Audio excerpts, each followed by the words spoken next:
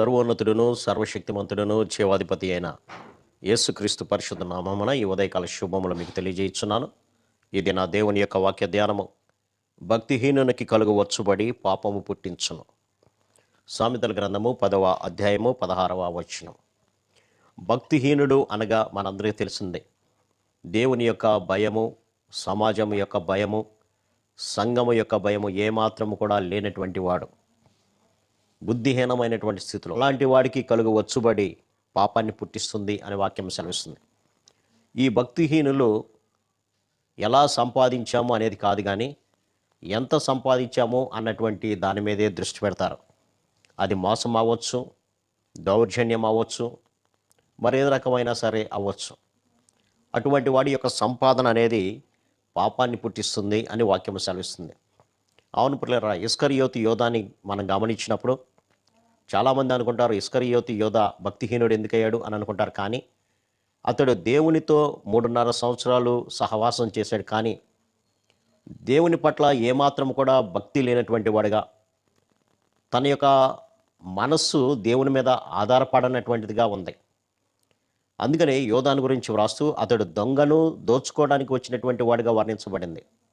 అతడు ఎల్లప్పుడూ కూడా డబ్బు సంచి పట్టుకొని దానిలో వేసేటువంటి కానుకలను దొంగతనం చేసేటువంటి వాడుగా మనకు కనపడుతున్నాడు.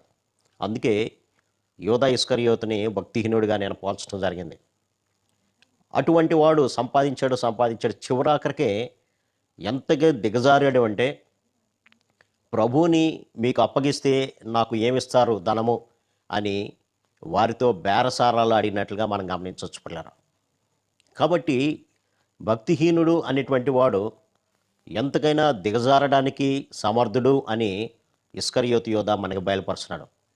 ఈనాడు చాలామంది తమ యొక్క సొంత కుటుంబీకులనే మోసం చేసి ధనాన్ని సంపాదించుకునేటువంటి స్థితిలో, ఆస్తిపాస్తులను సంపాదించుకునేటువంటి స్థితిలో మనకు కనపడుతున్నారు. అయితే ప్రభు సెలవిస్తున్నారు అదంతా కూడా పాపానికి దారితీస్తుంది అని. ఆనాడు 30 వెండి నాణ్యాలకి ప్రభువుని అప్పగించాడు. కానీ ఆ తరువాత తన యొక్క జీవితాన్ని గనక గమనించినట్లయితే, యేసుక్రీస్తు ప్రభువుని వారిని పట్టుకొని హింసిస్తున్నప్పుడు, ఇదిగో నిరపరాధిని నేను అప్పచెప్పానే అనేటువంటి ఒక భయము చేత అతడు వెళ్ళి ఆ యొక్క ధనాన్ని వారికి ఇవ్వడానికి చూపాడు, కానీ వారు తీసుకోలేదు. అప్పుడు అక్కడ పారబోసి ఇంటికి వెళ్ళి ఉరి వేసుకున్నట్లుగా మనం చూడకపోయారు. అందుకని ఇక్కడ వాక్యం సెలవిస్తుంది, భక్తిహీనునికి కలుగు వచ్చుబడి పాపాన్ని పుట్టిస్తుంది. ఆ పాపం అనేది మరణానికి దారితీసినట్లుగా కూడా మనం గమనించవచ్చు. ఈ లోకంలో చాలామంది ధనవంతులైనటువంటి వారు ఉన్నారు.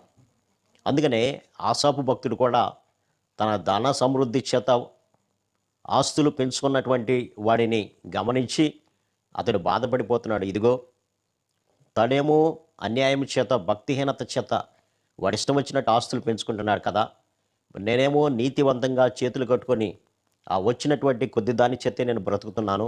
ఈ బ్రతుకు నాకు అవసరమా? వాడికి యాతన లేవు, రోగాలు లేవు, ఏమీ లేదు, చక్కగా బ్రతుకుతున్నాడే అని దేవుని సన్నిధిలో చేరి గోజాడుతున్నాడు. ఏంటి ప్రభువా నాకు ఈ స్థితి అని. కానీ ప్రభువు బయలుపరిచినటువంటి మాట ఏంటంటే, వాడు పాపము చేత, అన్యాయము చేత, భక్తిహీన చేత సంపాదించాడు కదా, వాడు ఎక్కడున్నాడో ఒకసారి నువ్వు చూద్దుగాని రా అని ప్రభు అతని యొక్క స్థితిని బయలుపరిచినప్పుడు, అతడు ఎక్కడున్నాడంటే పాతాళంలో పడడానికి అడుగు దూరంలో ఉన్నాడు ప్రియులారా. అతడి కాలు జారడానికి సిద్ధంగా ఉంది. ఎక్కడికంటే భయంకరమైనటువంటి వేడిమి గల అగ్నిగుండంలో, సాతాను యొక్క రాజ్యంలో. కాబట్టి ఈ దినవాక్య ధ్యానం ద్వారా ప్రభు హెచ్చరిస్తున్నాడు, ఒకవేళ నీవు భక్తిహీనంగా, నువ్వు ధన సంపాదనే ధ్యేయంగా నీ ఇష్టం వచ్చినట్లు సంపాదిస్తుంటే అది నీకు పాపాన్ని తెచ్చిపెడుతుంది. పాపం వల్ల వచ్చేటువంటి జీతము మరణము. కాబట్టి అటువంటి వదులుకొని ప్రభు హెచ్చరిక చేస్తున్నాడు. ఒకవేళ మనం కనుక దారిలో ఉన్నట్లయితే ఈ వాక్య ధ్యానం ద్వారా దాన్ని వదులుకొని నీతి, న్యాయము, యథార్థత కలిగినటువంటి వారుగా సంపాదించుతాం. కొంచెము సంపాదించిన అది మేలు అని వాక్యం సెలవిస్తుంది. అట్టి కృపా పరిశుద్ధాత్మ దేవుడు మనందరూ దయచేయను గాక. ఆమేన్. ప్రార్థన. సర్వశక్తుడా, ప్రేమ గల మా తండ్రి, భక్తిహీనుల యొక్క వచ్చుబడి పాపానికి దారితీస్తుందన్నావు ప్రభా.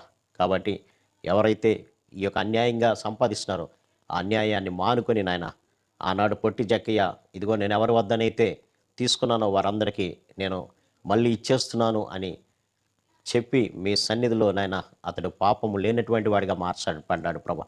అలాగా ఈనాడు అనేకులు మార్చబడినట్లుగా సహాయం దయచేయమని యేసు నామమున అడిగి వేడుకొంచున్నాం తండ్రి. ఆమేన్. God bless you.